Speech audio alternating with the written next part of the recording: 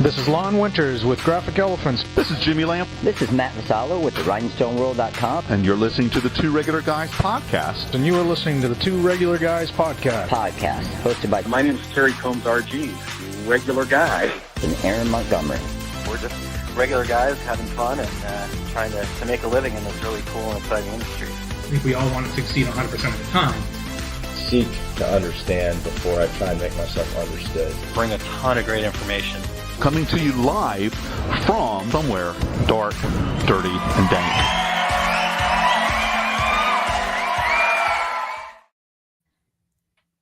All right, welcome into the show. It is Friday, January 6th, 2023. I'm Terry Combs, and you can find me at terrycombs.com. And I'm Aaron Montgomery, and you can find me over at oursuccessgroup.com. Terry, good to be back. I missed this, right? But we had a good break. Yeah. And that leads us perfectly into our annual show. And I always ask, right? And I should always look these things up, but I don't think about it until in the moment. But I think we've been doing this since the beginning too, right? If that sounds... I believe so. Maybe it might have been into our second year, though, because I don't think we would have started with the 10 things the way we do in January. But good point, because we didn't start till February, so we're actually still technically in our 10th season. The 11th season doesn't start until the first show of February. So and I think back, when I'm doing mine, I'm thinking, did I talk about this a couple of years ago? Because we always put in the notes 2 years worth so that we try not to repeat ourselves. I know, and I still repeat myself, so sorry. That's kind of my thing. So totally. And I've learned that from you. I'm going to go with that. So, so today, 10 things we'd like to see in 2023. We are in 2023. We've got some regulators already checking in here. Christy, good morning and happy new year. And Kim Johnson, welcome back. Happy Friday. Good to see you, Kim. And Mo, good morning and happy new year to you as well. So thank you guys for tuning in here this morning. Terry, we were able to start a really great segment that we're going to continue on here in 2023. So are we ready for some news? I think we're ready. News from 2023. All right, let's do it, Eric.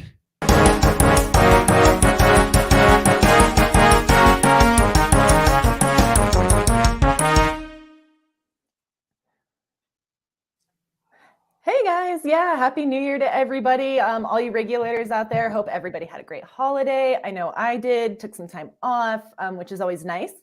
So thanks again, Aaron and Terry, for having me.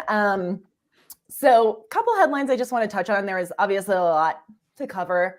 I'm going to catch up from the end of 2022 into now. So first headline I want to read to everybody today. L2 Brands acquires Uray Sportswear, Locale Outdoor from S&S Activewear. And seriously, try and say that 10 times fast because I cannot. We continue to read about these mergers and acquisitions in the industry, which is, totally normal, everyday business here. So let's kind of talk details. L2 Brands acquired the Uray Sportswear and Locale Outdoor brands from S&S, which is just basically the most recent exchange in all of this history. Uray acquired Locale in 2021. Then S&S acquired Uray as part of its acquisition of TSC Apparel. Most of you probably remember that. That was like a big deal, but there's a lot of moving parts here, right, guys? But I will say both L2 and S&S released statements expressing their excitement of the deal. So probably more to come there, but that's where it all stands right now. Second headline I want to move on to. Gildan publishes standalone climate change disclosure report. Guys, sustainability is not going anywhere. We have to talk about it. It's not a secret that the industry has not exactly been great about this, but I actually think that's a really good thing because as we continue to make progress, seeing changes like this come from big companies like Gildan, Kornit, Hanes, even companies like Allmade, really good progress. It's always positive to see people implementing change in the industry.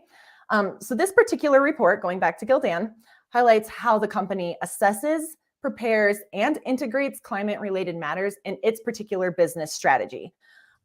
So again, not just making a shameless plug for Gildan. There's lots of people doing this. This is just the most recent.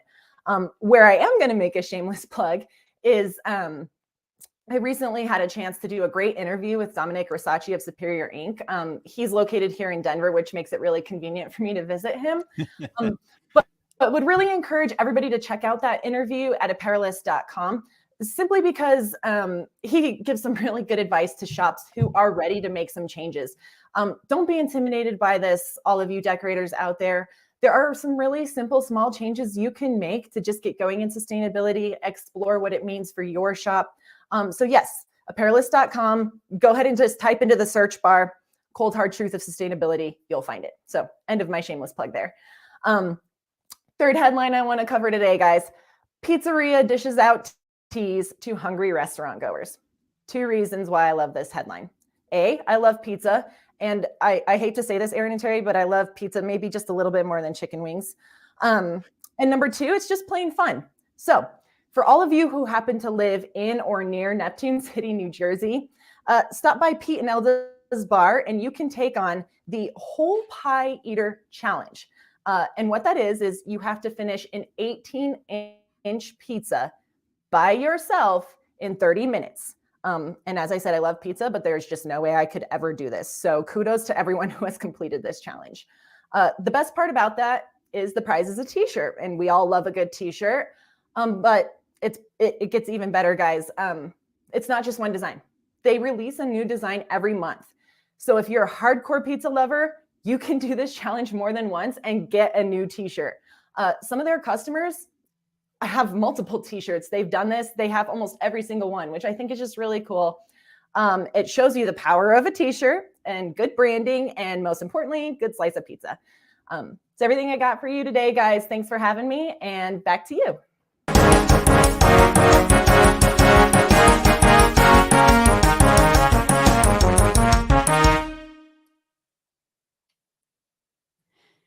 Well, I do like a good slice of pizza as well. So yes, that was. I could literally eat pizza every day.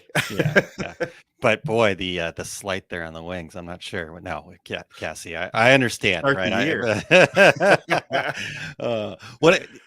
And Terry, we've talked about this before, but we can't stop loving on this segment. I mean, the industry folks, from Cassie and all the other folks that are helping us with this have embraced it and are doing such an incredible job with it, right? Because we were kind of like, they're like, well, what are you thinking? We're like, I don't know. What are you thinking?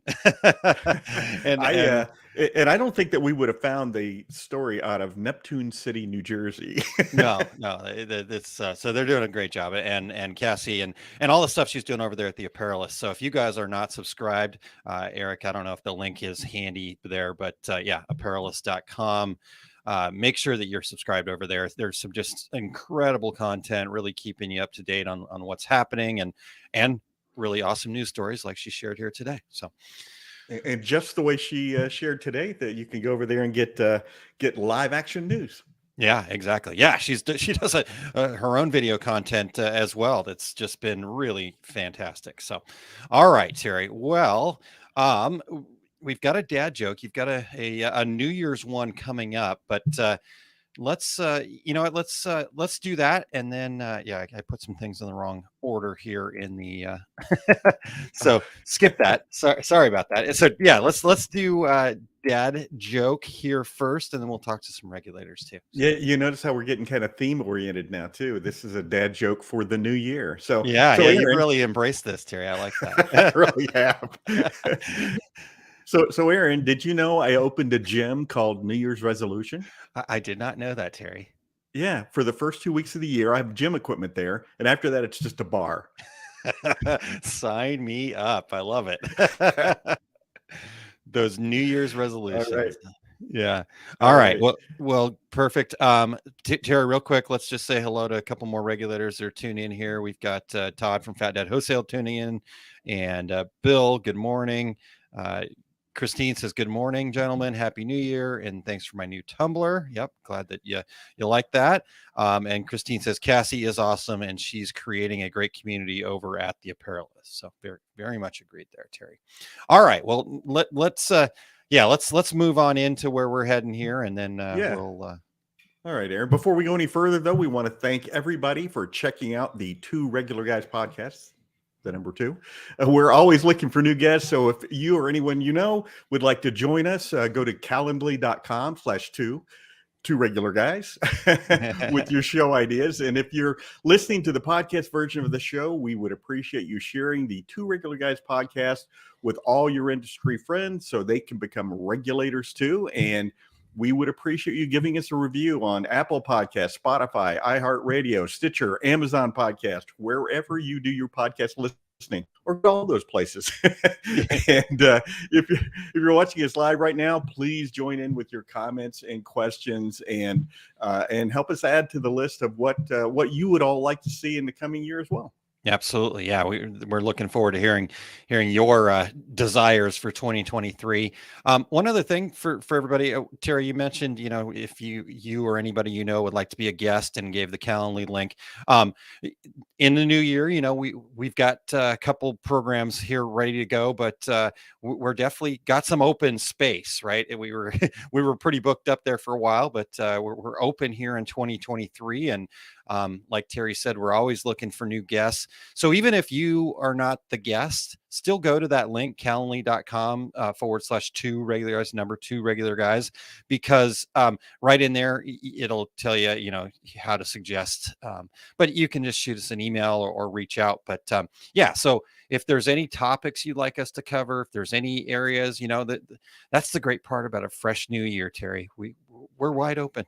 What do we need to talk about? So we've got ideas, we've got some things that we're working on, but ultimately, if it doesn't interest you guys, that's not really that important to us. So let us know what it is that you need out there.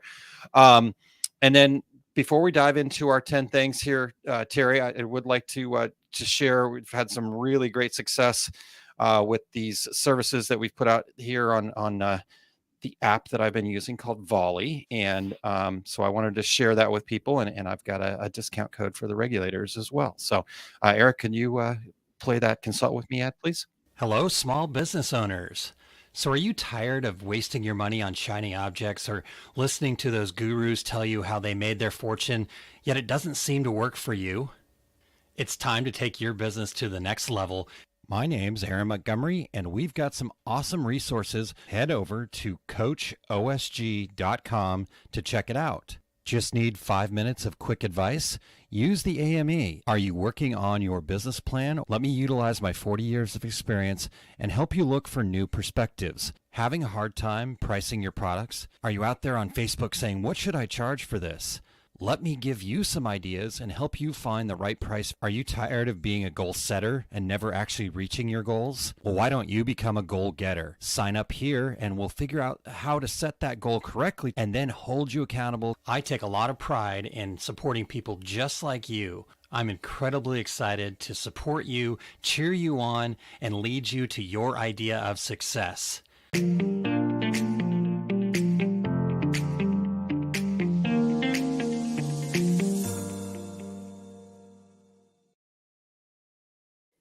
All right. Well, like I said, we've had an incredibly great response over there at Coach OSG. And for the Two Regular Guys listeners, the regulators out there, if you'll use the code 2RG at the checkout, you can just apply that there. And Terry, just real quick, there's a one that I didn't talk about in the ad there that I brought back because I put it out there at the end of last year and had such great response to it. So many people, and I'm working with people right now. It's called the Success Action Plan. And really what it is helping people set up their goals, their number one goal for 2023, and then put all the parts and pieces. So we make sure that we tie it into our purpose. We set the goal very specifically, part of my success principles training, really understanding how to set that goal. But then most importantly, we get an action plan together. So I like you talked about with the New Year's resolutions, right? We have this goal, we want to do something, but we're goal setters. What we really need to be is goal getters. We need to achieve that goal. So that's a big part of that is helping people get to that. So yeah, goal setting for 2 weeks, and then after that, you're just sitting in a bar. Yeah, you're just like I said, just back to the same old thing, right? Doing the same thing, expecting different results. But anyhow, all right. Well, Terry, how do you want to dive into this? We've got our list, so yeah, I'll let you lead here. Let's you want to review what we did last year real quick, just the headlines? Yeah, that sounds great. Yeah, for sure. So why don't you start us off with that, Terry? Okay, my first one last year was, is it too easy and cheap just to say I'd like to see more trade shows happen this year? That one was totally COVID related. So it kind of happened, I think. So yeah, I would say so. Certainly getting stronger towards the end of the year. Yeah. And then are you wanting to share last year's list so you can point out how I'm redoing some this year, or no, I'm kidding. I didn't actually read yours yet. Oh, well, I did put them in like 5 minutes before the show started. They were all here, buddy. They were all here. I knew they were all in your head. Yeah. But I did panic this morning when I opened up the outline and like, oh gosh, there's nothing in here. I take that back. Half of it was missing. Yeah, for sure. All right. Well, mine was just kind of, I guess it wasn't what I wanted, but it was more of a question. What Printing United does in the garment and personalized products space. Because we had talked about ThreadX, and I know that's kind of there. And honestly, I'll say this, I know we're just kind of sharing the headlines, but based on what we saw out there in Vegas, what Amanda and Josh and Cassie, who we just had on, that they've taken their role as the flag bearers for the garment side. We know a lot about the convergence, and there's a lot of print and that kind of stuff involved in Printing United. But I think I said last year that I was optimistic, and I believe that was proven to be true. So I think so too. And Printing United in Las Vegas was certainly proof of that. So yeah, for sure. My next one for last year was fewer snake oil salesmen, and unfortunately, that didn't happen. There's still a few of them about, and for anybody who doesn't know what a snake oil salesman is, it's basically misleading people about buying their product. And 99% of the vendors out there, people at trade shows are straight up and honest, but there's still some companies out there that are less than upfront about what their equipment or supplies are capable of achieving. So I guess I'll leave it right there. Yeah. No, I think you're right. And with all of the craze around DTF, I think that maybe invited a little bit more, people wanting to take advantage of the hype and maybe have overhyped themselves a little bit. So yeah. But yeah, I think before we get ourselves completely in trouble, that is the nice part about this, though, Terry. Right? We're not doing this for a company. There's no sponsors telling us what we have to say. And even if even when we do have sponsors, we made it very clear that this is about what we think is best for the community. And if you don't like it, then you can have your money back. And all of our sponsors have been very happy. So, all right, my next one. Terry, was just less clicks, right? And I'm not sure, right? I think there's definitely continuing to be more openness of sharing, but I still think that there are these kind of, if you don't fit into this mold, then maybe you're not as welcomed as maybe we could be in a lot of areas. So I don't know. Yeah. So it's like West Side Story, a lot of dance fighting amongst the different cliques. Yeah. And maybe that's why I feel like I'm always on the outside looking in. My dance fighting's terrible. Dance fighting skills. I have none. I have zero. Right. My next one was shop checkup checklist. And, basically it's kind of falls into line with a lot of things that we talk about here on the show about always improving your business. So yeah, I like that. Good one. And then my next one was I wanted to see a USA made vacuum heat press. And I've not seen one. I haven't seen a whole lot of innovation there, but we'll see. Who knows? Yeah. Maybe we planted the seed, Terry. Who knows? Maybe so. And today reminded them of it. So that's right. My next one was more panel discussions like the old days at trade shows, and I actually did see a couple of panel discussions during some events. So Yeah. I always loved those when I was an active decorator. Just to get perspective from several different people, conversations back and forth, even occasionally some disagreement amongst panelists. So I did a panel with Jimmy Lamb, and we had a couple of disagreements. And always did you get to talk? Well, that was what we were disagreeing about, whether I should talk or not. No, spending time with Jimmy is always a blast. So, all right, that's a really good one, and yeah, I would like to see even more of that, huh? So maybe there's a panel discussion on the two regular guys. All right, regulators. So we've done it live at the deck show. So we have. If there's a panel topic out there, let us know, and we'll see if we can round up the people. That's a good one. I like that, Terry. All right. Mine is I wanted to see more people embrace the power of the mastermind, and a real mastermind, not just a chit chat session. So hard to say, right? I know our success group's mastermind program is very successful. The people that are involved in it are breaking sales records and growing to points.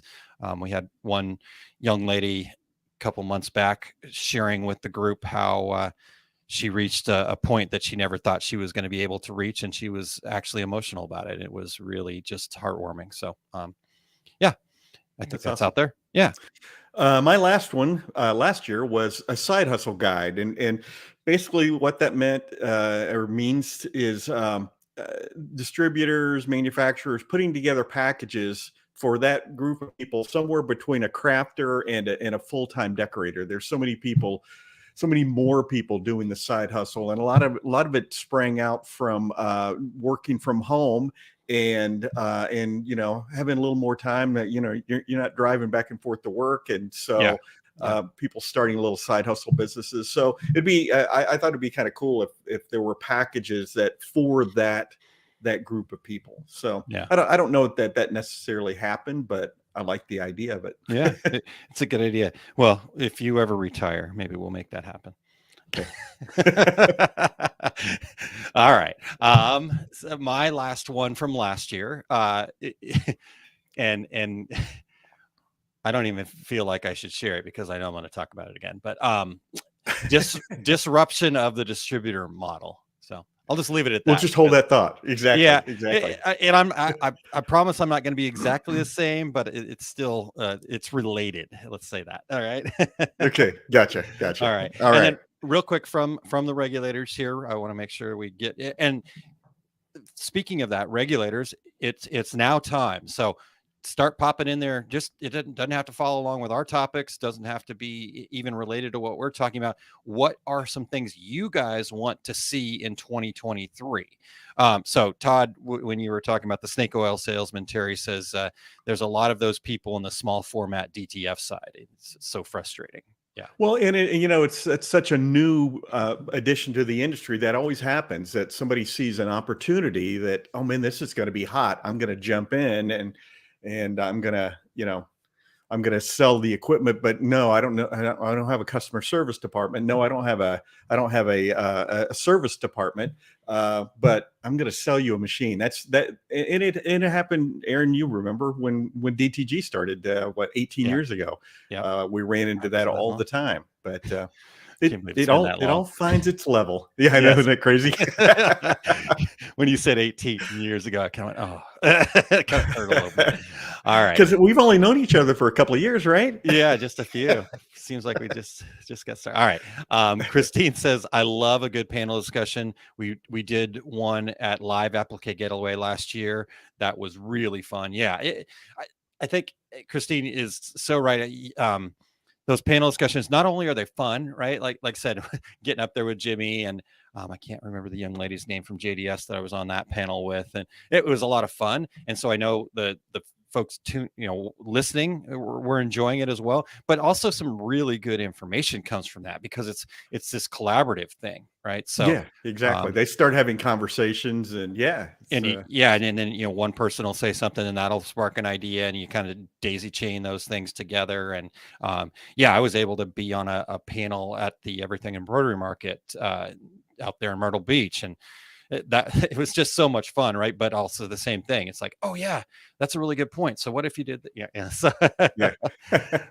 and even the people in the audience were like jumping in, and so it was a really cool discussion. Well, you love that when you get participation like that. But yeah, for sure. But we have our 10 ideas or 10 things we'd like to see for this year, and Yes. I made myself first on the list. So you ready? Do it, please. Please do. All right. I expect to see trade shows seek their new level. So what does that mean? Yeah. A lot of companies are not looking to be the trade show participation the way they did in the past. And for good or for bad, if you run a trade show, many of the typical exhibitors during COVID were very, very successful. Like I said, people starting home-based businesses, things like that. So a lot of companies out there had a lot of success during COVID without paying for a trade show booth, without paying for shipping, without paying for hotel rooms, without paying for meals, without being out of the office for a week. And so I think that there's going to be some seeking of level. I think that just about every company out there that does trade shows has had and are having now these conversations around a conference table saying, which shows are we going to do? How much do we want to commit back to doing trade shows? Because anybody that's listening that doesn't know, it's tens of thousands of dollars to do one show. And back in the day, Aaron, you and I, we would do 15, 16, 17 trade shows a year. Mm-hmm. And that was, and of course we had a big booth. And I remember in Vegas, we had 17 crates on wheels that we filled and had to pay to ship back and forth. And so I think companies are weighing, how are we going to approach this? Or how long can we wait before we start doing shows again and still have an impact? But it's a tricky thing because there were no trade shows, so therefore everybody was on the same playing field. So it depended on how well you were able to sell, over the phone or via webinars or that sort of thing. But now, we're back to in-person trade shows, and sort of the dog groomers bringing the dogs back in. That's all right. All good. But anyway, I think it's going to be an interesting year to see. It's going to be kind of like dominoes, I think, where people are going to hold out. And then all of a sudden everybody's back and our sales are starting to drop a little bit. We better jump back in. I think it'll be an interesting year in the trade show world. Yeah. No, I think that you make a lot of really good points there, because here's the other interesting part. And I think people probably know that I'm a huge proponent of in-person trade shows. I think with what we do, right, I need to be able to touch and feel. It just, at the end of the day, if you can't touch and feel the things that you're using, and then you're having to kind of figure it out on your own, I don't think you can be super successful without at some point going to a industry event and being there in person. So I'll just leave that there, right? Because that's my personal opinion, and that's mine. Well, and there's so many new people coming into the industry, and they don't know who you are. And our good friend Scott Fresner. Years ago, Scott was the guru of screen printing, but since Scott has retired, if you mention Scott's name in a seminar, one of my classes, most of the people in the room don't know who he is. Yeah, and it's kind of the same scenario that you're the big dog before COVID, but if you're not out there being seen, no one's going to know who you are. Correct. So. And so, I guess I recall back in when I was working with Coastal, and trade shows were a big part of my responsibility. And I remember looking at some of the other folks out there. You know, this was pre-COVID, but the expense to do these shows, right? Christine says, "Good Lord, how did the company you worked for ever make money if you were shipping 17 crates?" Um, yeah, crazy, We right? were Yeah. selling a lot of machines. Yes, we were at a nice profit margin. And for whatever reason, Terry and I were the ones that were unpacking and packing back up all of those crates. I don't know how that always worked Exactly out, right. but we were cheap labor apparently because we were sales guys and we got paid commission and then we were labor. Anyhow, that's a whole different story. But so I guess what I'm trying to say here is I do remember people kind of making those hard decisions at that time. Is it worth it? Right. I was making those same calculations. It's like, how much money does this cost and what's our return on investment? And I saw some companies say, hey, we're gonna stop doing as many trade shows. We're gonna not be out there as much. And I know a couple of those companies, got bought out, not for good reasons because they were failing and they needed a bailout and some things like that. So I don't know. I think that there does have to be a happy medium of some sort. And I think it'd be really interesting to talk to those folks. So we were talking about panel discussions, right? I made a note. I wrote it down. I'm not on a junior yellow pad though, Terry. So yeah, so make a note, Terry. Let's get all the trade show people together and let's have a panel discussion about what the future is. I think that would be really interesting. Yeah. Let's do that. Yeah. So, look at what we've accomplished just with this one. I think we should call it a day. Are we already in a bonus time? It's been so long since we've done this. All right. No. And I know you guys have some things in there. Terry, do you want to hit one of those from the regulator first before I jump in? Yeah. Okay. Let's see. Yeah, let's go ahead. Yeah. Sorry. Yeah. So let's just hit Vin. Vin Driscoll said, and I'd love to, Vin, if you're still tuned in here, give us a little bit more. What does this mean? More effective use of social media. I think that sounds fantastic. I'd love to know what your definition of effective is, because I totally agree with you. But I'm curious about your idea of effective. Terry, I know what's that mean to you? Well, I think that it's more than having people see what you're doing and saying that's really cool. Yeah. It's at some point in time that turning into business. I mean, if you're a business on social media, what do you want? You want people to buy more of your product, whatever it is. So I think effective use of social media means not just interacting out there, but it's those interactions turning into actual sales. Yeah, I like that. Yeah, and I agree with what you're saying there, Terry, for sure. If I were to kind of define what more effective use of social media would be for me, would be kind of like you said, what are the goals? What are the goals, and then how are we going to do that? But then also, to me, setting that goal is something a little bit more than just sales, right? So building a community, educating, and stuff like that. Because,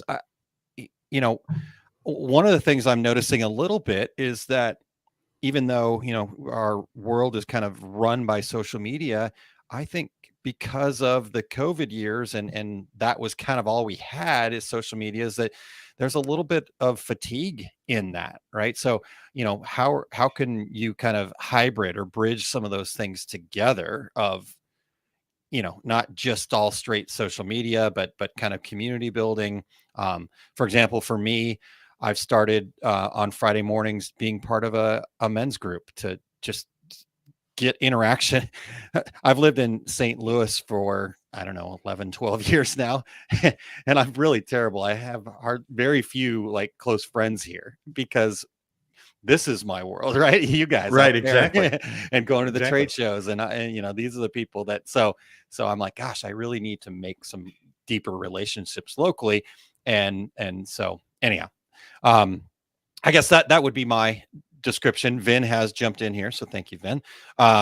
So Vin says, by effective, I mean, stop trying to sell and start using social media to build relationships. From relationships come the sales. Educate, entertain, stand out, and you will be remembered.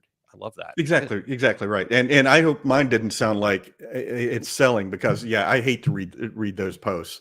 Yeah, for sure. We're having a sale. Yeah.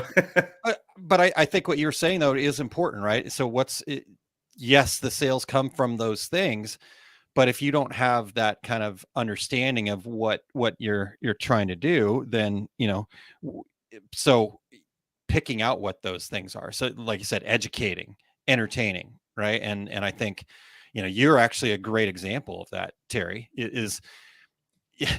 I know that you're a sales guy, but I don't think you're actually, I wouldn't go, oh, Terry's a sales guy, right? If I just met you, I'd go, Terry's an educator, and he just happens to sell too, kind of thing. Does that make sense? Yeah, I like to think so too. Even though I was accused once of being a predatory salesman in a seminar. You're an easy target. I was an easy target walking into the back of the room right when he was saying it, like Terry Combs here. Yeah, exactly. And then we made a shirt, remember? That's right. We're in that world. We should just make a shirt for it. Okay.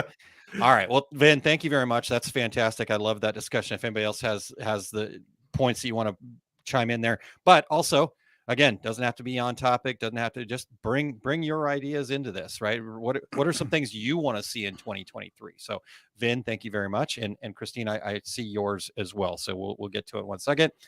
I'm going to hit mine, and Terry, this is going to shock some people, because I'm actually going to just hit like a nuts and bolts one right off the bat.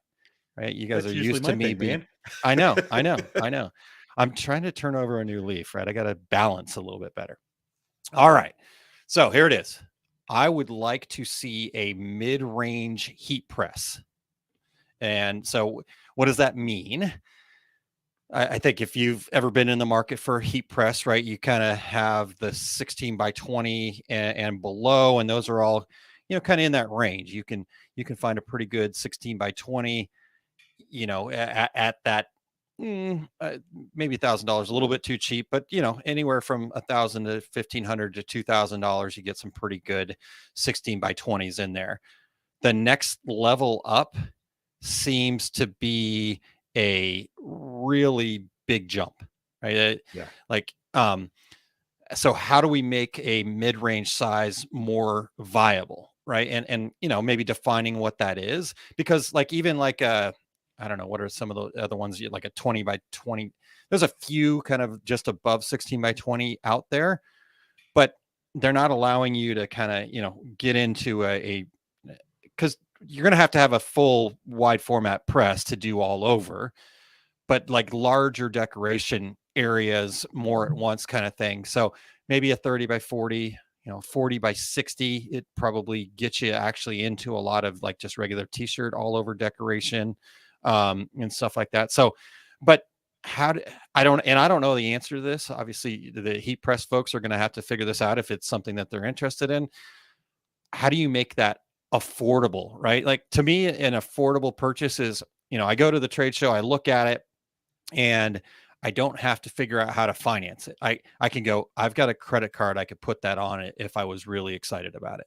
Right? Yeah. So that the average credit card, right? So I don't know. Obviously everybody's a little bit different there, but so that was my thought. That was something I'd be interested in seeing more of. Aaron, that's interesting you brought that up, because a lot of people don't realize that like, obviously for like sublimation, that the sublimation printer price is here, but the heat press price is down here. But as soon as you start getting bigger, then all of a sudden that heat press price is way higher than that sublimation printer that you bought. So I couldn't tell you how many times I've explained that to people, and they're like, wait, how much is the heat press? $10,000, $15,000? Yep, $30,000. Yeah, absolutely. Yeah.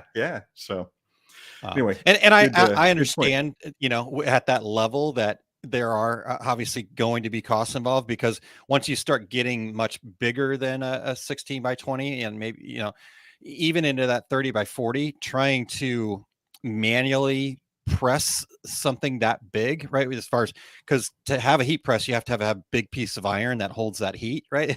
A big piece of metal, so to speak. And to I remember a manual, I think it was a 40 by 60 press that we used to sell, and people just couldn't operate it because it was so, to do it manually, you kind of have to get into an air operated kind of format at that point. But I've seen some inventive stuff out there. There was a place called the Magna Group that was putting out a 40 by 60 for a little while, that it was air operated, but it was a little bit more rudimentary. It basically just had a bladder underneath that pushed up, as opposed to, so it wasn't, didn't have but it was still, $10,000-$15,000. So anyhow. And by the way, it's not going in your basement. No matter how much you want it to go to your basement, it's not going in your basement. I can make the window just a little bit bigger. All right. Oh gosh. All right. Well, my next one is Aaron. You mentioned it before. I miss ThreadX. If anybody doesn't know, because it's been a couple of years since we've had one, but that was an event put on by SGIA/Printing United, and apparently it wasn't financially viable, but I'd like to see at least an online version of ThreadX that isn't tied to a business or organization with a profit agenda, because there's some things out there, but they all have an agenda. I always felt like ThreadX was kind of above that, and I would certainly miss personal interaction, but the speakers were incredible. The attendee mix was awesome, because at lunch, and you and I always tried to go sit at a different table, but the person on your left had just started their business, and the person on your right was running 15 automatic presses, and everybody was just sharing business cards and interacting. It was just such a cool deal. But and I know we've mentioned this before, Aaron, but option 2 would be to somehow tie in a ThreadX to like the Printing United Expo in Atlanta, either a day or two before or a day or two after. Like you said, I know we brought that up before, but I actually would love to see something like that happen again. It was just such a great mix, and just tons of great information. So you and I went to all of them, all 3 of them. Yeah, for sure. And one of the challenges here is you've got some factors, right? So like you said, there are some events, but they're very tied into a business or organization with that kind of profit agenda, right? And so what their real business is either finding sponsors or selling equipment, right? And that's totally fine. We totally understand that. But the other challenge then is, because to have the kind of speakers like they had at ThreadX and stuff like that in our industry, if you look at speakers in other industries, like, I do a lot of work, obviously, in the success principles, the self-help improvement. The speakers out there, like, when they see what we're getting paid as speakers in this industry, they're like, what? Why would you even, like, what are you doing? And I'm like, I get it. Right. And, so that's part of the challenge, but then, that money's got to come from somewhere. Right. And so when the people that are attending aren't willing to invest a whole lot of money either. Right. So everything kind of comes down. Right. So you either have to fund it by having an agenda, a profit agenda of some sort, or you have to fund it by not paying the speakers, and you kind of get what you get there. And then right, so it's all these things kind of work together. So somehow we're going to have to figure that out as an industry, right? What are we willing to actually make a real investment in? What is it that would be worthy of somebody saying, I'm going to invest in this because I know that it will help me grow, right? The return on investment. But when everything we're out there, we're just seeking all the free stuff. I mean, obviously 2 Regular Guys is free, right? So we're gonna share what we can, because we've got our agenda is improving the community, and I think we're somewhat unique in that regard, right? So I think just as an industry as a whole, we have to kind of figure out how can we I don't know, think about making more of an investment, I guess is what I'm Well, saying. and Aaron, you've talked about this in the past, where you say that our industry needs to be more professional, needs to act like grown-ups, and I think this kind of ties into that. And Yeah. when you talk about what we get paid as professional speakers in this industry, I'm just hoping to cover airfare. So Yeah. when you go to a seminar and you say, excuse me, that speaker is being paid to be here, that speaker is probably at the absolute best breaking even on that trip, and probably not. It usually costs us money to go and speak at these events. So Yeah. And that's why you it's a kind of labor of love. correct. And unfortunately, that's not that having the same speakers is necessarily a bad thing, but we're not getting a whole lot of freshness because honestly, the speakers at a lot of these shows are people that are exhibiting there, so that they're Right. covering their costs some other way by selling at the show. So, it's interesting because I know that I could leave this industry and go be a speaker in lots of other places, because I see all my peers that I get to work with in the Canfield community creating that every day, and so I kind of go, gosh. But I love it too much, Terry. So you're stuck There with you me. go. Labor of love. Exactly. Labor of love. All right. No, so good stuff. I like that. Let's see here. Anything else that we need to share? Let's get Christine's here. Does that sound good? Yeah. Okay. And where did it go? Okay. Christine said, I want to see, this was up a little ways, Eric, sorry. I want to see more women speaking at trade shows in person and online. We've made some progress in this area, but I think we could make more. So I don't know if I think that we totally agree with that. So how does that work, right? What does that look like? Because Christine, I know you're getting out there and you're helping and promoting people. What's it going to take to make that happen? I guess would be the question. Yeah, and I think it's two things. I think one is the trade shows need to do more recruiting of speakers. They just kind of throw it out there, and whoever sends in their, hey, here are a couple of ideas, that they usually get picked up.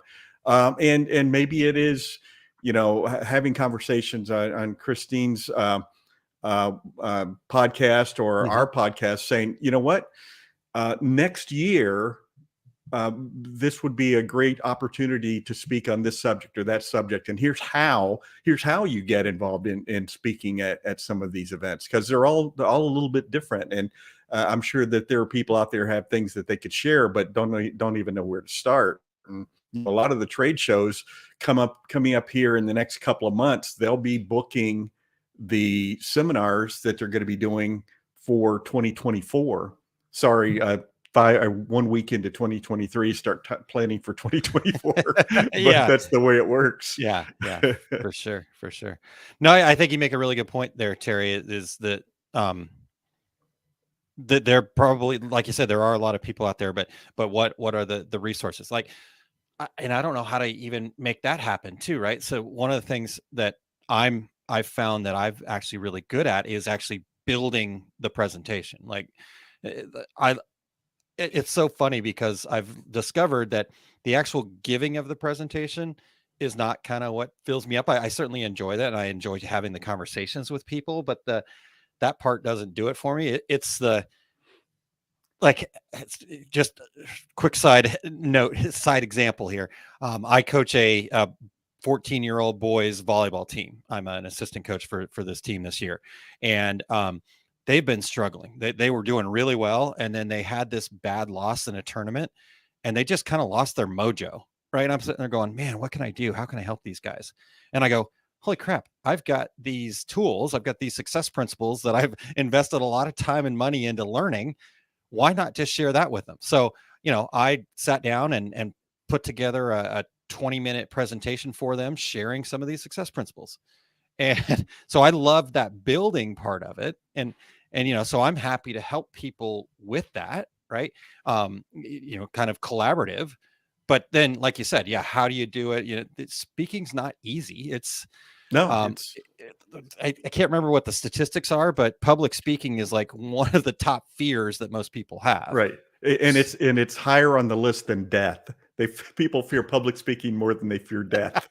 That's hilarious. But I mean, I was one of those people, and I was fortunate enough to meet Terry, right? I kind of used you, buddy. I'm sorry, but what some of the first speaking gigs that I had was doing it with Terry, right? Yeah, exactly right. I can't thank him enough, and so I'm Well, we've constantly learned from each other because I would have a slide that had one word on it, and you'd have a slide that had 3 paragraphs, and we go back and forth. I thought, we found we found I need more information on my slides, and you said, I think I need a little less information on my slides. Yes, exactly. It was perfect. All right. Christine says part of it's more women pursuing more opportunities to speak. Okay, I like that idea. Yeah, got to get out there. We got to take that action. We talk about that a lot in the Women in Garment Decorating group, and I agree that trade shows need to step up recruiting. Yeah, I agree with what you're saying, Terry. It's like they're obviously going to get the same old people all the time because I haven't heard anything about it, right? In a public forum. I hear it from you guys that are continually doing the speaking, but so reaching out. Okay. Christine said, I was terrified of public speaking until I finally jumped in and did it. Sometimes you just have to walk through the fear and do it anyways. Yeah, I love that. And Barb, good morning. She's been listening while lurking. So thank you, Barb. All right.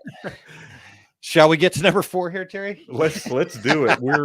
We can't make this a 5-parter until the end of the show. So yeah, we may get a little bonus time. All right, I'll try to be quick, but now I'm getting into my woo-woo stuff, Terry. So keep me on track here.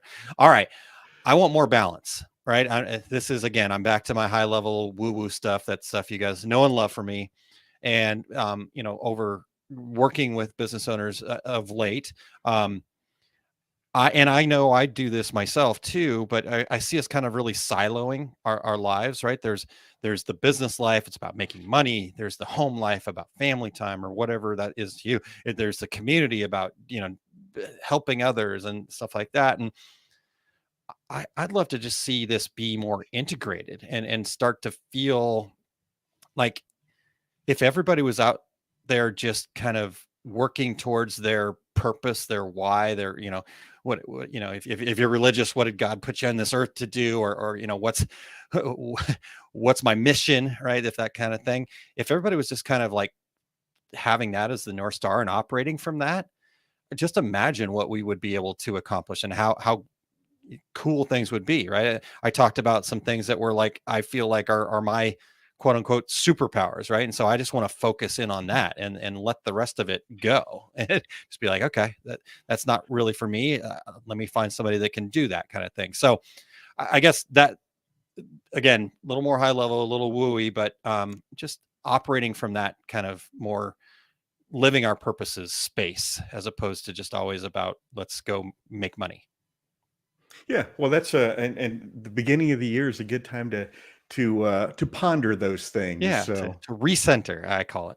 exactly. There you go. Nice. All right. Well, that was Right. quick, Terry. I'm proud of gonna myself. try to do the same. All right. My next one is I'm looking forward to innovation and clarity in DTF printing. And what do I mean by that? Innovation, there's so many things that can be developed over the coming year or coming years. For instance, a single sheet powder application device. Because everybody who's doing DTF on a DTG machine is doing single cut sheets. And there are some machines out there, but as I know, none of them do 16 by 20 sheets. This is definitely a nuts and bolts here. Yeah, I like that. But so they don't do 16 by 20 sheets, but most everybody that's doing DTF on a DTG machine buys a 16 by 20 platen to do it on, so they can get more images on that device. So anyway, so things like that.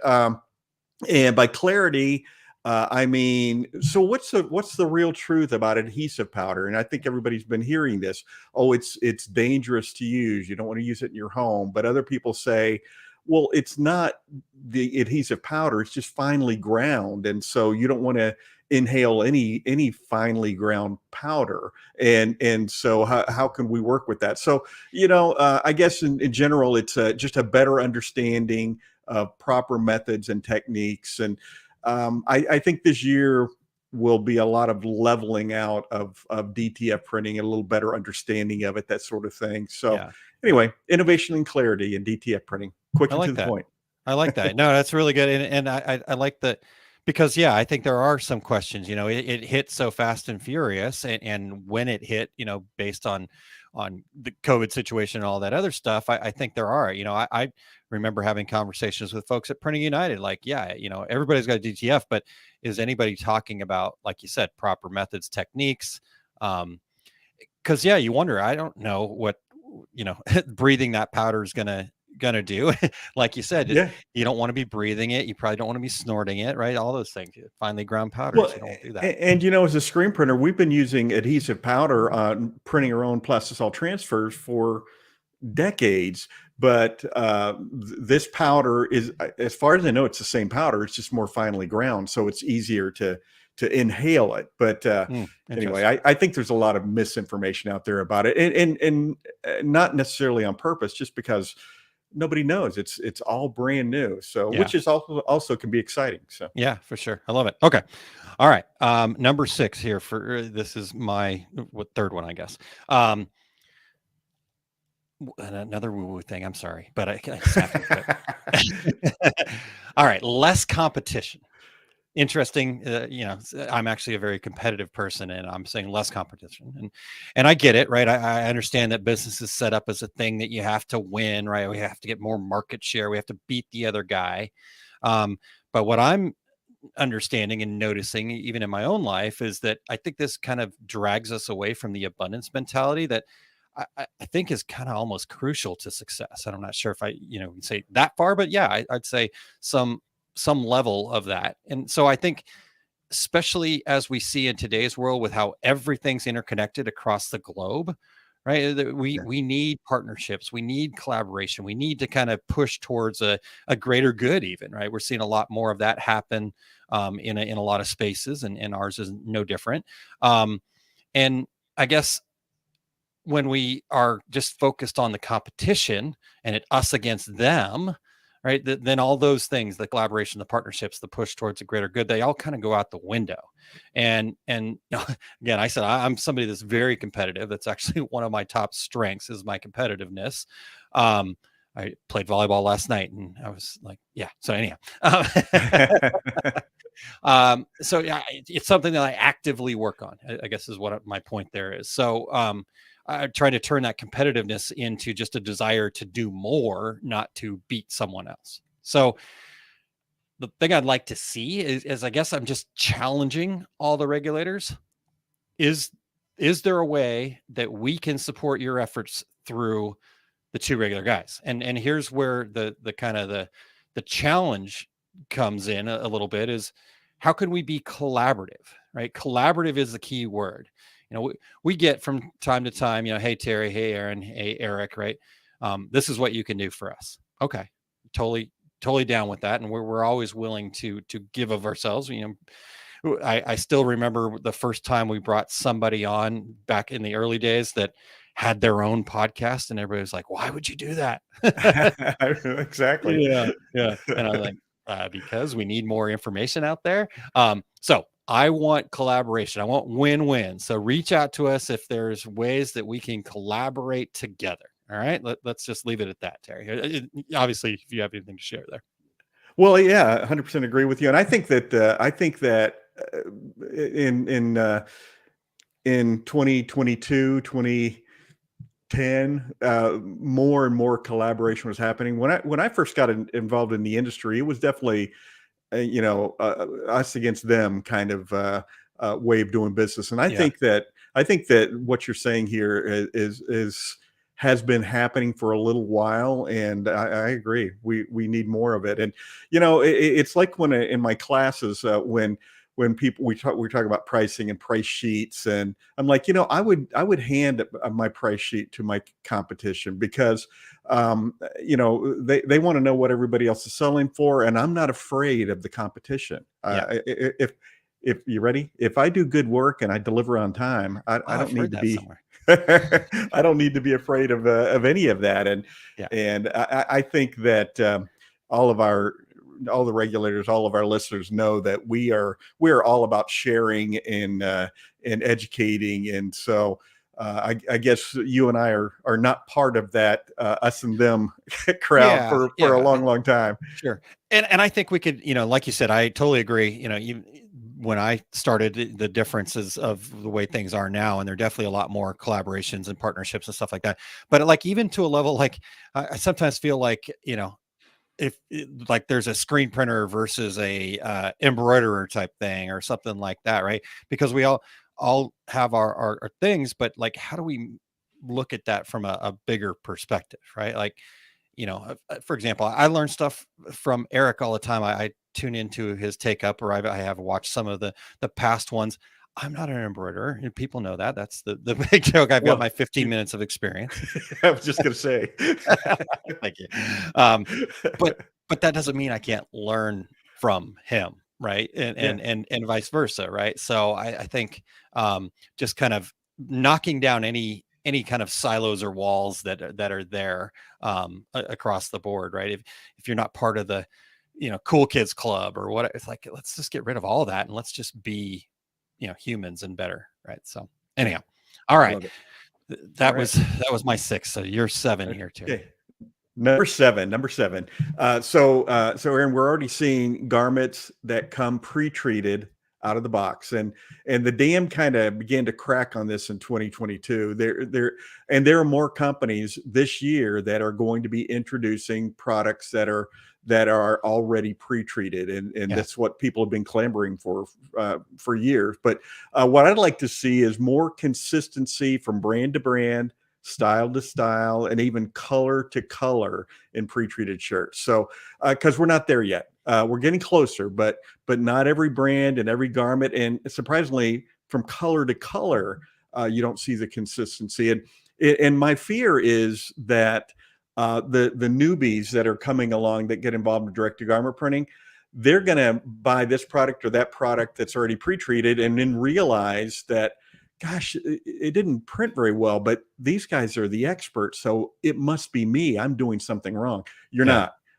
We do a lot of testing at Equipment Zone for companies with their pre-treated shirts. And I had somebody come in the office just about a month ago, and a local company here in Phoenix, and for a demo, and they brought some pre-treated shirts that they had bought and said, yeah, we're not going to pre-treat. We're just going to buy these. So Roy in our office said, well, yeah, let me print them for you. And now let me also print another shirt that we pre-treated ourselves.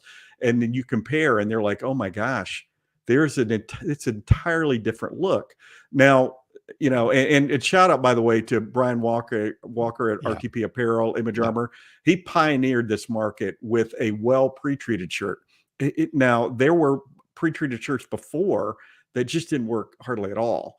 But they weren't the first, but they're the first ones to get it right. But we've got a ways to go. So just be aware out there that don't throw out your pre-treat machine yet if you're a DTG printer, because some shirts work great, some don't, and within the same style, one color works great, one color doesn't. So I think that will all level out. I think that all the people jumping in, all the manufacturers jumping in right now to this, and hey, I applaud them. I think that it'll be awesome when you can buy just about anything that's already pre-treated, but we're not quite there yet. So don't be fooled.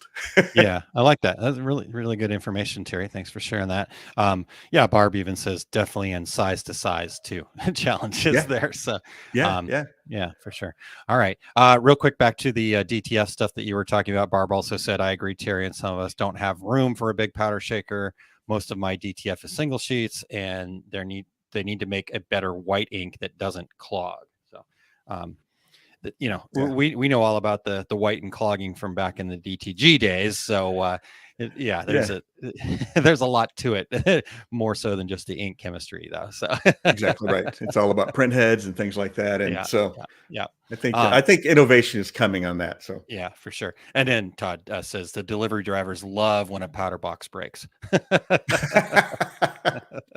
well, and it's funny too. I kind of joke with like Harry at Equipment Zone, because he orders powder, and they come in 2.2. They come in 2.2 pound bags, and he's like, "Yeah, I'm getting 1,000 pounds of white powder in little bags." I'm sure that doesn't get stopped in customs. Yeah, I'd say if you guys were just to write kilo on it, I think you'd be. Yeah, exactly. All right. Number 8 here, Terry. I know we're in bonus time, but I think we're doing good here. So I'd like to see a trade association. Now, this is not a knock in any way, shape, or form in Printing United. They're a great group, and I think they're doing a great job at what they've become, right? And so I would certainly, if I did think that they weren't, holding up their end of the bargain, I would have that conversation with them. So this just start right there. I just want to make sure that's really clear, because they've become a media company, and the convergence, right? The print convergence that's been talked about for a long time has I think is a great thing. I think it does help us understand the bigger picture of what we are as an industry and things like that. And, and I think they're really hitting their stride. I think Vegas was a great indicator. Like I mentioned at the top of the show, I think, the work that Josh and Cassie and Amanda are doing, to keep garment decorating as a big part of what's happening at Printing United is good, because I think it could have easily gotten lost pretty quickly, right? A lot of things, not not out of like any malice or anything. It just the nature of it, right? You've got some big companies with big dollars that are, been in the printing world for a long time. If you've ever seen a Heidelberg booth at a trade show, right? It's like its own little city. Right? So, but I believe that somehow, some way, we need a specific garment trade association. And I know we've talked about this before, and we've even talked about, what's the decorators community part in this, right? We talked about that a while back. Right.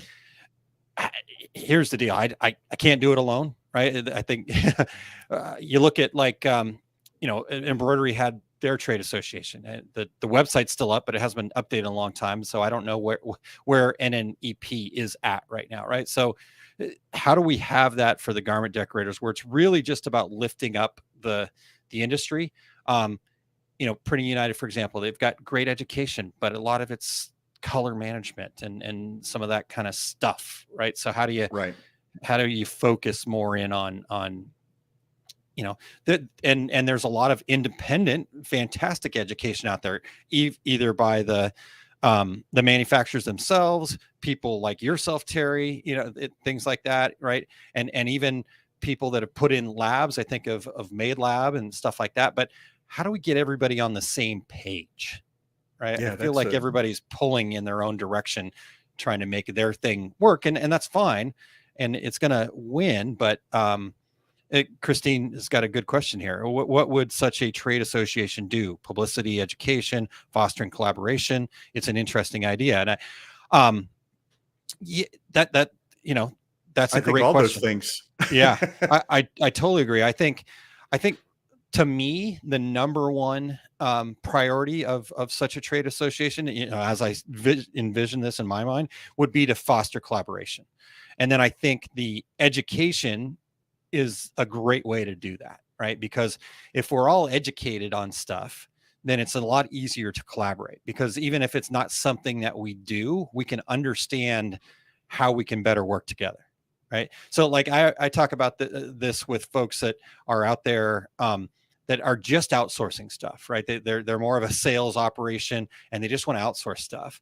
But I believe that they should get educated about, if you're outsourcing screen printing, you should go to one of Terry's classes, even if you never plan to pull a squeegee, because when you go to one of Terry's classes, then you can better work in that collaborative environment, because you'll understand more of what the challenges are that they're facing, and you can figure out ways to work better together. And the more efficient you are, costs come down, right? So anyhow, any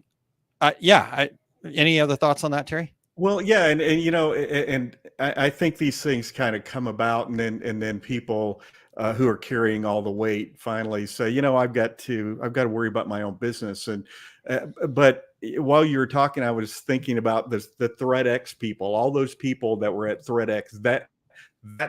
That's the group. Those are the people that would gain from something like that. And I don't know that I think people get scared a little bit thinking, well, so we have to put on a trade show, or I wouldn't think that, but I would certainly think that having some gatherings where people can come and exchange ideas. I think that there's probably a lot of people who would be interested in something like this. It's just a matter of how to start. I think that's something that maybe we should talk about in the coming year, and have some different people on the show to discuss how we might go about doing something like this. I love the idea of it, though. Yeah.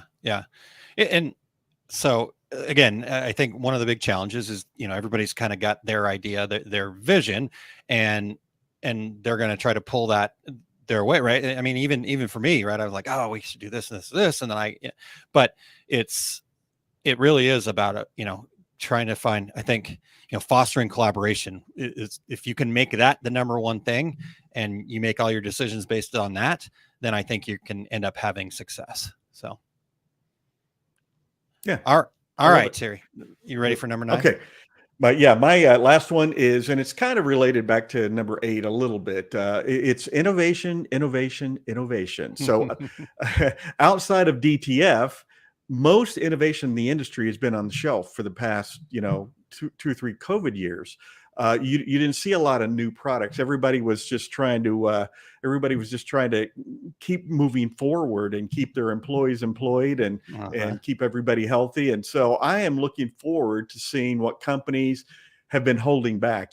People are still having ideas. They just haven't introduced them yet. So I think that we're going to be seeing lots of new ideas at Long Beach. I've already heard from some companies, different things that they're going to be introducing at Long Beach. I'm super excited about it. And so I think at Long Beach, and then I think this fall in Atlanta for Printing United, I think we're going to see a lot of innovation coming. So I guess it's not something that I'm saying I hope is going to happen. I think it's something that is going to happen. I'm just looking forward to seeing it. Yeah. So you'd like to see it, and it's going to happen. So I like that. Yeah, there you go. That's correct. That makes the list. It's got to be. It's got to be. Yeah, for sure. I will be sorely disappointed if not. How's that? Yeah. I think you're right. I mean, like you said, just because it wasn't feasible in the moment doesn't mean the ideas stop, right? So hopefully we're getting back to that cycle, right? Because that was when I first got into this. I always remember that, right? There was just definitely a cycle to the innovation, right? You kind of what was then SGIA, people would kind of have this is what we're working on, right? This is the mocked up version, what do you think? And they were gathering ideas and really kind of can I buy this one? No, that's the only one we have. Correct. And then, like you said, then come around January, then because the SJA was always at the end of the year, like Printing United is now, then come around January, then you would have, okay, this is, this is it. And we're going to be releasing this soon, or if not right now, kind of thing. And that was kind of the cycle, and everybody kind of worked in that time frame. So I love that. Exactly. Good. Right. All right. My last one, Terry, is okay. And again, this goes back to I tried to do new things, but I think we still got a lot of work to do here.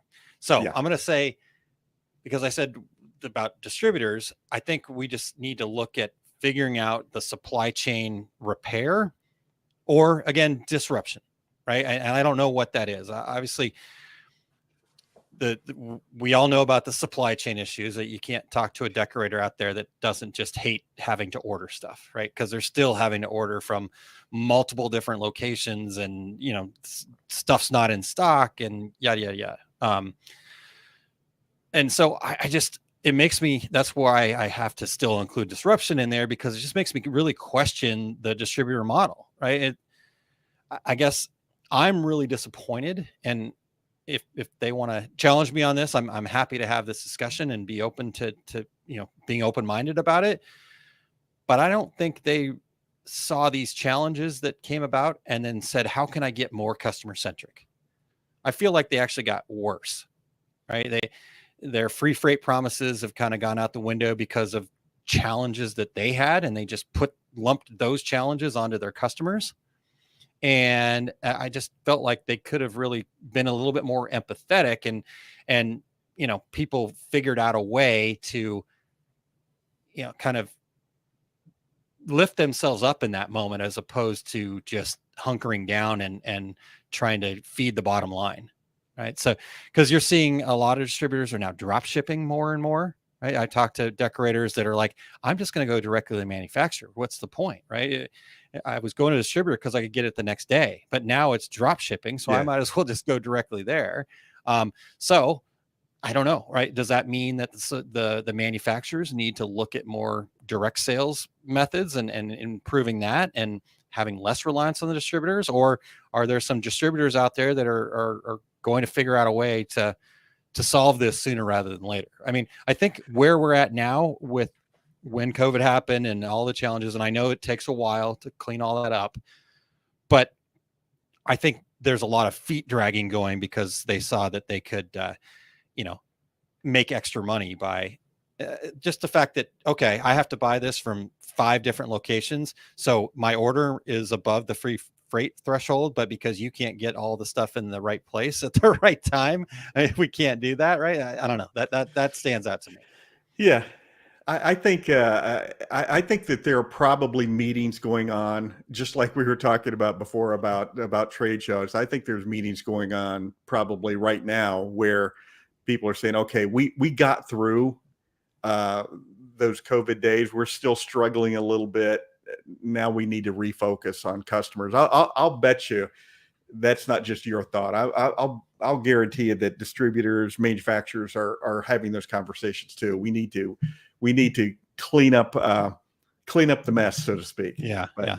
Just my thought. Yeah. I just know that the decorators that I talk to, I think there's going to be too little too late kind of happening here if there's an alternative. And I think that's the challenge, is that unfortunately it's almost a little bit like the airlines. It's like, well, they all suck, so what's the worst, right? I mean, how do I not deal with the worst? I don't know. I mean, again, I'm happy to, and maybe I'm wrong and I'm just seeing it from my perspective, but boy, I feel like there was maybe a missed opportunity for some of these folks.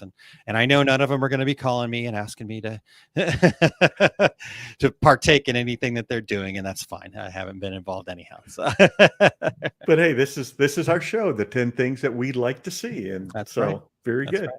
That's right. All right. Well, I guess in this case, you can send all your hate mail directly to me, and that's fine. All right. Well, Terry, gosh, we did it. Thank you. Christine, I saw the comment. I loved it. She says, I definitely think this is an interesting idea, going back to the trade association. And she knows I'm a part of the industry in an odd way, but I would be interested in helping with this. I love creating community. So, yeah. And I think it's going to take that, right? It's just going to take lots of different people from lots of different spaces kind of coming together. Like I said, I know we've talked about it before, and I know I've kind of made these things happen, but I think unfortunately this is not a lot of people want to say they want to help, but when it actually comes to actually doing anything about it, that's a different story. So I get we're all busy. So not saying that Christine wouldn't take action. I'm just saying kind of in general, right? So, all right. Well, I didn't want to get any more hate mail, Terry, so that's why I wanted to clarify. Shall we close this up, sir? Let's do it. Activities, events coming up. I'm going to be in the Equipment Zone booth at Impressions Expo in Long Beach, January 20th and 22nd, or through 22nd. My complete screen printing business course schedule. My next class is Workhorse Products in Phoenix, February 18th and 19th. And I'll be in Chicago at Atlas Screen Supply, March 4th and 5th. On February 25th, I'll be speaking at the DAC show in Kansas City, where I'll be seeing you and Eric. And my seminars are everything you ever wanted to know about DTG and DTF printing, and then the ultimate seminar for successfully using specialty inks. I got to step up my game. The ultimate seminar. Yeah, you have to deliver now. You put a title like that out there, you got to deliver. Love that. Hey, real wait a minute. This is just a renamed one you did from last year. Can't do it. Can't do that. No, new and improved. I love it. So real quick note about Long Beach out there. I don't know if you know the booth number yet, but if you are out there in Long Beach, we are looking for some new recordings for our introductions and outros and stuff like that. As much as we love Jimmy Lamb talking about us coming from the wrong side of the tracks, it's time for some fresh introductions. So, and Terry is normally pretty locked into the booth because they get pretty busy. So if you can make sure you go by the Equipment Zone booth and just tap Terry on the shoulder and say, "Hey, can I have your recorder and the little card?" That's all you need to do, right? Yep. and all you have to do is read the card. And if you mess up, you just start over again. And people go over in the quarter and do it. And I will have my recorder in my pocket the entire show. So yeah, we would love to have you stop by and help us with our intro and outro. Yeah. And I think Eric will be running around there too. So if you see Eric, I'm sure we figure it out. But yeah, just head over to the Equipment Zone. If you see him in the crowd, I mean, he's a crowd always. Just look up, you'll see Eric. Very tall. Eric's very tall for anybody who doesn't know. Yes. All right. For me, Terry, I'm going my next stop coming up sooner than I'm not quite ready for it, but I'll get there. The International Personalization and Awards Expo, the APA, is happening out in Las Vegas, February 7th through the 10th. And on February 7th, I will be presenting benefits of the simple act of working on your business. And looking forward to sharing that with the folks out there at APA. And maybe spend a little time hanging out with my friends at CorelTrainer.com. They've got a booth out there. So a little shameless plug for those guys. Stop by and see them. And then, as you mentioned, Terry, you and I and Eric will all be out there in Kansas City, February 24th through the 25th. Our success group has a booth there, booth 211. And then I will be presenting 3 seminars out there. And I know it sounds the same, but they are different. The simple art of working on your business, a little bit different, still talking about business planning. So that's happening on February 24th. February 24th, again, a little bit later in the day, I'd be talking about the 5 keys of marketing. And this is the Marketing Foundation, not doing social media or whatever. You have to have this foundation before you can get into that stuff. And then February 25th, the seminar called Getting Your Life Back. Right. So trying to help people overcome the overwhelmed feeling that small business owners can kind of get. So, and then from there, I head to Lafayette, Louisiana, March 3rd through the 5th for the EEM show. The Everything Embroidery Market show. And on March 4th, I'm actually presenting 5 seminars out there. So March 4th, keys to starting a product decorating business. March 4th, again, a little bit later, unlock your full potential. March 4th, finding your customers to stand out in a crowd. And then March 5th, it's time to take action. And then closing it up on March 5th with pricing for profit. So that's what I've got happening. Terry, you want to share what Eric's got coming up here? Yeah, he's got the take up. It is episode 139. It's catching up and starting up, machine embroidery Q&A. And question 1, planning, reviewing some viewer questions about embroidery, digitizing, and more, with a bent toward learning lessons from where we've been and planning for where we are going in the year to come. That sounds awesome. You can get that at ericcampbell.com. Check out Eric's article about making your new year measure up in January. I'm sorry, in the January Images magazine, UK. Let's see. Impressions Expo classes starting January 19th. Digitizing your first design, finding your foundations in-house and outsourcing, digitizing solutions, vintage, values, and machine embroidery, which is styles, stitches, and segments, presenting embroidery's value proposition. And you can get more on that at impressionsexpo.com. And at the DAC show, where we'll all be, including a longer workshop, building up your digitizing design elements and execution. Sorry, Eric, and embroidery RX, the digitizer's view at troubleshooting designs. And get more information at DaxShow, singular, DaxShow.com. Awesome. All right. Well, can't wait for all of that stuff. And one more quick thing for Eric and I. In fact, in about 6 minutes, we will have the half. So we'll be rushing over there, and Eric and I actually talked about it, and we'll not really changing formats, but we're gonna tighten things up a little bit over there. So come check it out. If you just go over to liveosg.com, that'll take you to YouTube, or you can find it on Eric and I's Facebook pages, either at Our Success Group or over at Eric Campbell. So just find Eric or Our Success Group on Facebook or YouTube, and you will find that particular show coming up now in 5 minutes. So with that being said, thank you guys. Appreciate everybody participating. Vin, Christine, Barb, Todd, everybody jumping in here. Jerry, you had some comments in there too. Thank you for participating, everybody who did, and letting us share our thoughts and get some things off my chest. Apparently, Terry, that was what I was missing. Awesome. We also want to thank our show producer, Eric Campbell, for keeping the wheels on the Two Regular Guy bus and turning. Wheels on the bus go round and round, Terry. Thank you, Eric, very much. So next week, one of my favorite days of the year, we get a couple of them every year, but the Friday the 13th. I was born on a Friday the 13th, so that's why I always look forward to it. Jay Bassell is going to be joining us to share his blueprint for branding success. So I'm really excited about that. You guys are familiar with Jay. He's been a regular guest here. And so you will note that come caffeinated and fasten your seatbelts. It's going to always a fun ride with Jay. Exactly right. Until then, I'm Terry Combs. He's Aaron Montgomery. And we are the Two Regular Guys. Here we go. We're out. Awesome. Thank you for listening to Two Regular Guys. Check out our website at tworegularguys.com. That's the number 2, regularguys.com.